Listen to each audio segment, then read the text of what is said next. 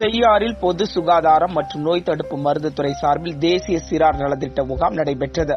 திருவண்ணாமலை மாவட்டம் செய்யாறு அரசு ஆண்கள் மேல்நிலைப் பள்ளியில் பொது சுகாதாரம் மற்றும் நோய் தடுப்பு மருந்து துறை சார்பில் தேசிய சிறார் நலத்திட்ட முகாம் நடைபெற்றது.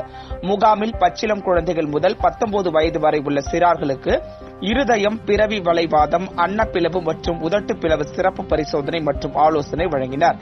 நிகழ்ச்சியில் செய்யாறு சுகாதார மாவட்டத்திற்குட்பட்ட 8 ஆரம்ப சுகாதார மையங்களில் 48 துணை சுகாதார நிலையங்களில் வசிக்கும் 150 குழந்தைகளில் பள்ளி மாணவ மாணவியர் உட்பட பலர் கலந்து கொண்டனர்.